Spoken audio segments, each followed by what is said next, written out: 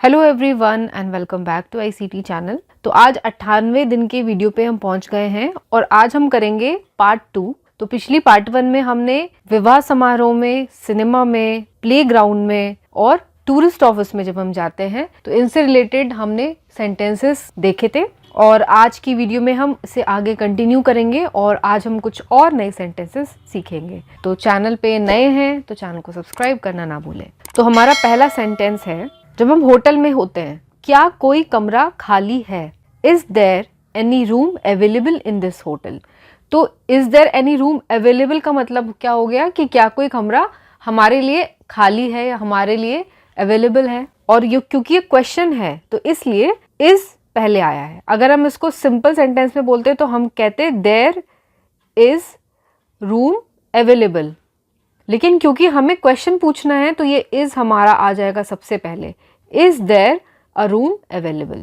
तो ये डिफरेंस होता है क्वेश्चन में और नॉर्मल सेंटेंस में। नेक्स्ट सेंटेंस है, सिंगल या डबल बेड के कमरे का क्या किराया होगा? What do you charge? Charge का मतलब कितना किराया है फॉर अ सिंगल या डबल बेडरूम। मेरा सामान कमरा नंबर 6 में ले जाओ।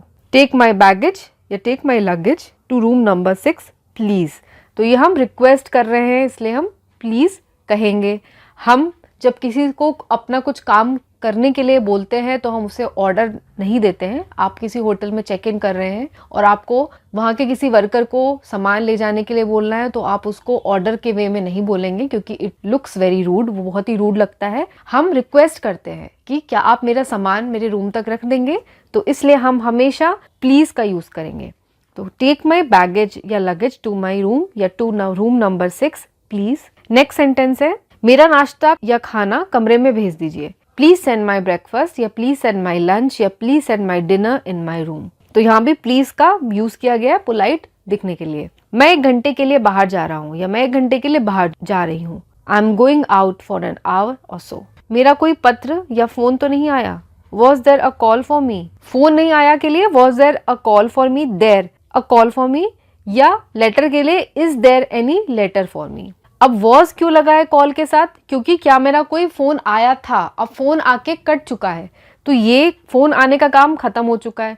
क्योंकि जब मैं नहीं था तो मेरे पीछे से मेरे लिए फोन आया और फोन अटेंड हो गया और फोन कट गया। लेकिन अगर मेरे लिए लेटर आया है तो लेटर आया था और वो लेटर अभी भी होटल में रखा होगा। फोन जो है वो तो पास्ट टेंस की बात होगी क्योंकि वो आया लेकिन अभी प्रेजेंट में कॉल नहीं है कनेक्टेड। लेकिन लेटर जो आया था वो पास्ट में आया लेकिन अभी भी लेटर रखा हुआ है, तो हो सकता है मुझे अभी वो लेटर मिल जाए तो मेरे हाथ में इस टाइम प्रेजेंट पे लेटर होगा। तो इसलिए हमने यहाँ पे is there any letter for me बोला है। हमने was there any letter for me नहीं बोला है। लेकिन कॉल के लिए हम is there a call for me नहीं बोलेंगे। हम पास्ट टेंस की बात कर रहे हैं तो हम बोलेंगे was there a call for me. Clear है? नेक्स्ट है, कोई मिलने आए तो कमरे में भेज दे। कोई मिलने यानी कोई मुझसे विजिट करने आए, उसको बोलते हैं विजिटर्स। तो please send my visitors to my room. मुझे गर्म या ठंडा पानी चाहिए। Get me some hot water या get me some cold water. Press वाला अभी तक नहीं आया। प्रेस वाला यानी जो कपड़े धोता है और इस्त्री करता है तो उसको क्या कहते हैं? लॉन्ड्री मैन कहते हैं प्रेस वाले को। तो the laundry man hasn't come yet. Has not का शॉर्ट हो गया हमारा हैजंट। नेक्स्ट है, नौकर से जब हम बात करते हैं तो हम सेंटेंसेस कैसे फॉर्म करते हैं। जो डेली यूज में जो सेंटेंसेस आते हैं उसको हम कैसे फॉर्म करेंगे, चलिए देखते हैं। बाजार से सब्जी ले आओ। तो सब्जी यानी वेजिटेबल्स, तो get some vegetables from the market. सामान कोऑपरेटिव से लाना।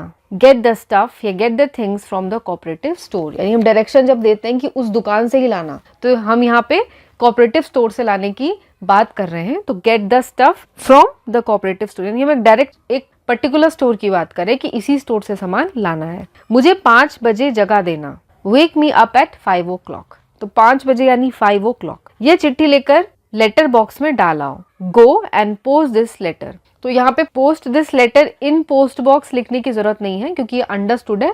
अगर हम सिर्फ ये भी कहते हैं कि go and post this letter का मतलब ही हो गया कि लेटर को लेटर बॉक्स में डालना है। तो सिंपल हम बोलेंगे go and post this letter. कपड़े धुलकर आ गए क्या? Are the clothes back from the laundry. तो धुल कर आ गए यानी लॉन्ड्री से वापस आ गए क्या? तो इसलिए हमने यहाँ पे लॉन्ड्री लिखा है। क्लोथ के वॉश होने का जिक्र नहीं किया है, सिर्फ हमने लिखा है कि क्या वो लॉन्ड्री से वापस आ गए। तो are the clothes back. Clothes है इसलिए आर लगा है। कोई सिंगल पीस ऑफ क्लोथ होता तो यहाँ पे इज होता, लेकिन क्लोथ्स है यानी काफी सारे कपड़े होंगे, एक से ज्यादा कपड़े होंगे, तो यहाँ पे आर से क्वेश्चन शुरू हुआ है। नेक्स्ट है 1 कप चाय बना दो, make me a cup of T. 1 cup नहीं बोलते हम बोलते हैं अ कप ऑफ टी। क्या खाना तैयार है? इज द फूड रेडी या इज द लंच रेडी? अगर रात है तो is the dinner ready? Next sentences हैं डॉक्टर से रिलेटेड। डॉक्टर के पास जाते हैं तो हम कैसे कम्युनिकेट करते हैं? जैसे हम डॉक्टर को बीमारी बताते हैं, मुझे बुखार है, खांसी भी आती है, तो ये सिंपल ट्रांसलेशन है। बुखार है के लिए आई हैव सम टेम्परेचर या आई हैव फीवर, एंड खांसी भी आती है, ये अगला सेंटेंस है, लेकिन हमने इसमें जोड़ दिया एंड के साथ, एंड ऑल्सो कफ। कफ होता है खांसी के लिए यूज। नेक्स्ट है यह दवा दिन में कितनी बार लेनी है? डॉक्टर से हम पूछते हैं जनरली कि दवा कितनी बार लेनी है, तो how many times a day, यानी दिन में कितनी बार should I take this medicine. तो क्वेश्चन हम शुरू करते हैं जिस चीज के बारे में हमें क्वेश्चन पूछना है। अगर जगह पूछनी है तो हम वेयर से क्वेश्चन स्टार्ट करते हैं। कौन है उसके बारे में पूछना है तो हम हु कहते हैं। प्रोसेस पूछना है कि कैसे हुआ तो हम क्वेश्चन स्टार्ट करते हैं हाउ से। तो यहाँ पे हम क्या पूछ रहे हैं? कितनी बार लेनी है, तो कितनी बार को हम कहेंगे हाउ मेनी टाइम्स। तो इसलिए क्वेश्चन हमने इसी से शुरू किया है, how many times a day should I take this medicine.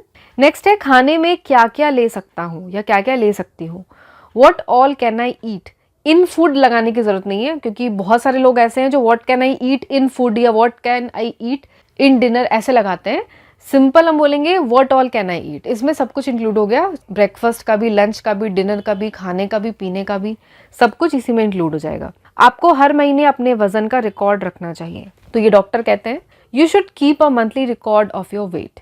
वजन यानी वेट, और रिकॉर्ड के लिए रिकॉर्ड ही यूज होता है। नेक्स्ट है आपका ब्लड प्रेशर नॉर्मल है। सिंपल ट्रांसलेशन है your blood pressure is normal. Normal है तो इज नॉर्मल।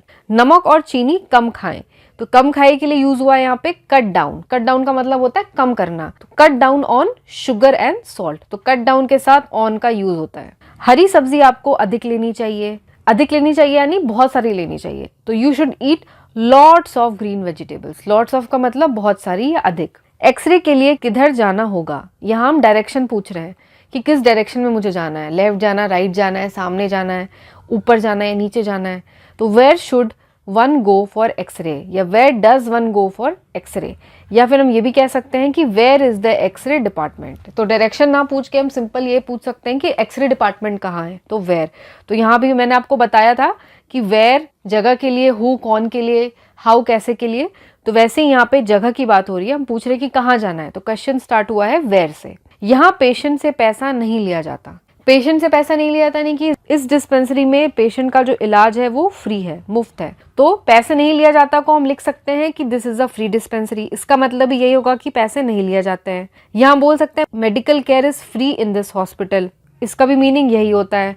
या फिर हम कह सकते हैं देयर इज नो कंसल्टेशन फी। इसका भी मीनिंग यही होता है कि कंसल्टेशन का कोई फी नहीं है। अब दवाई तो आप बाहर से ही खरीदते हो, हॉस्पिटल में डॉक्टर तो आपको दवाई देता नहीं है, आपको दवाई तो मेडिकल शॉप से ही खरीदनी है। तो जब भी फ्री डिस्पेंसरी या फ्री मेडिकल की बात होती है तो हमेशा कंसल्टेशन की ही बात होती है नॉर्मली। तो कंसल्टेशन फी भी नहीं है, तो इसका मतलब यही है कि पेशेंट से पैसा नहीं लिया जा रहा है। या हम कह सकते हैं we don't charge the patients anything, यानी पेशेंट से कुछ भी चार्ज नहीं किया जाता है। तो यहाँ हमने देखा कि हमारी एक बात कहने के कितने सारे तरीके हैं। हम बहुत सारे तरीकों से सेंटेंस को फॉर्म कर सकते हैं। तो ये थी हमारी आज की वीडियो। अगली वीडियो में यानी पार्ट 3 में हम कुछ जनरल टॉपिक्स देखेंगे जो मिक्स्ड होंगे, यानी अलग अलग सिचुएशंस में कैसे कैसे सेंटेंसेस फॉर्म किए जाते हैं, ये हम आगे आने वाली वीडियो में देखेंगे। तो इन वीडियोस के लिए चैनल पे बने रहें। अगर आज की ये वीडियो पसंद आई हो तो वीडियो को लाइक करें, शेयर करें और अपने फ्रेंड्स के साथ भी शेयर करें। और चैनल पे नए हैं तो चैनल को सब्सक्राइब करना ना भूलें। मैं मिलूंगी आपको एक नई वीडियो में नए टॉपिक के साथ। तब तक के लिए take care and have a nice day.